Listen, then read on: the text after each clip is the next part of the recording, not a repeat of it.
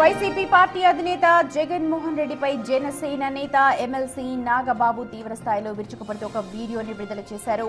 వైసీపీని హిందూ ద్రోహి పార్టీగా అభివర్ణించిన ఆయన గత ప్రభుత్వ హయాంలో జరిగిన అంతర్వేది రథం దగ్ధం, రామతీర్థంలో విగ్రహం తల నరికివేత, తిరుమల డిక్లరేషన్ లాంటి అంశాలను ప్రస్తావించారు.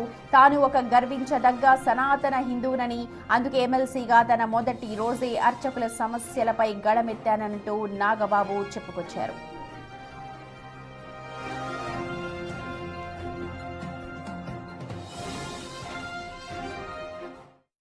అంతర్వేది శ్రీ లక్ష్మీ నరసింహస్వామి వారి రథం దగ్ధమైన రోజు, రాష్ట్ర వ్యాప్తంగా ఉన్న హిందువులందరి మనోభావాలు దెబ్బతిన్న రోజు. అప్పటి వైసీపీ ప్రభుత్వం ప్రతిపక్షాల ఒత్తిడికి తలొగ్గి కేసుని సిబిఐకి అప్పచెప్తామని చెప్పింది. కట్ చేస్తే 2023లో ఒక హిందూ హక్కుల యాక్టివిస్టు ఆర్టీఐ వేశాడు. దానికి సిబిఐ ఏం సమాధానం చెప్పిందో తెలుసా? అసలు ఈ కేసు మేము టేకప్పే చేయలేదని చెప్పారు. మసిపూసి మారేడికాయ చేయడంలో ఎక్స్పర్ట్స్ అయినటువంటి ఒక్క వైసీపీ నాయకుడైనా దీని మీద మీడియాలో మళ్ళీ మాట్లాడడం చూసారా?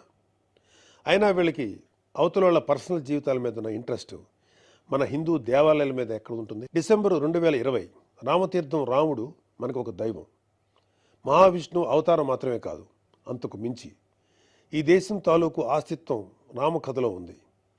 ఒక మనిషి ధార్మికంగా ఎలా బ్రతకాలో రామాయణం చెప్తుంది. రామాయణంలో మారీచుడు చెప్తాడు, రామో విగ్రహవాన్ ధర్మ సాధు సత్య పరాక్రమ అని. ఈ భూమి మీద రాశీభూతమైన ధర్మమే శ్రీరాముడిని నమ్మే జాతి మనది. అలాంటి రాముడి శిరస్సును నరికినా పట్టించుకోని ప్రభుత్వం వైసీపీ ప్రభుత్వం. అప్పటి ప్రభుత్వం ఇన్వెస్టిగేషన్లో చూపించిన నిర్లక్ష్యం వల్ల దీని వెనుకున్న అసలు దోషులను శిక్షించలేక ఏదో నామకే వాస్తే కేసులు పెట్టి దీన్ని నీరు కార్చారు.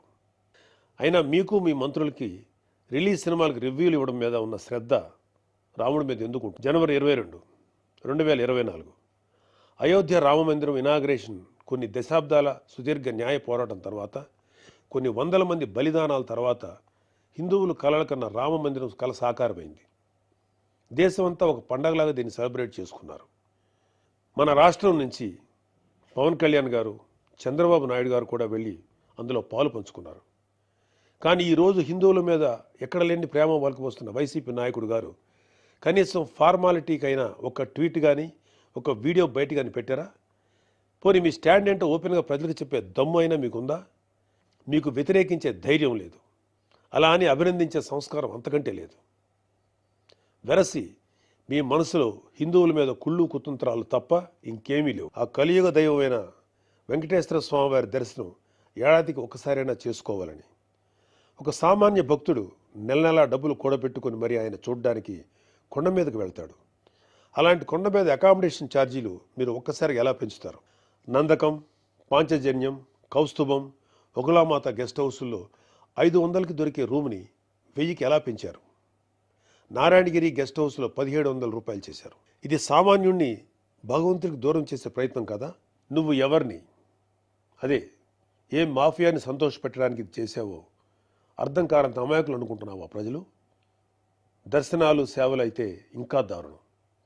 ఏదో కాయగూరల బేరం ఆడినట్టు 10,000 చెయ్యి, దీన్ని 5,000 చెయ్యంటూ ఎంత నిర్లక్ష్యంగా మీ సుబ్బారెడ్డి బోర్డు మీటింగ్లో మాట్లాడాడో మొత్తం రాష్ట్రం అంతా చూసింది.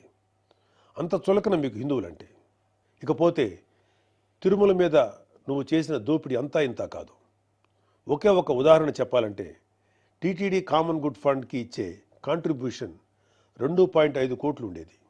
దీన్ని సెప్టెంబర్ 2021లో 50 కోట్లకు ఒక్కసారిగా పెంచేశాం.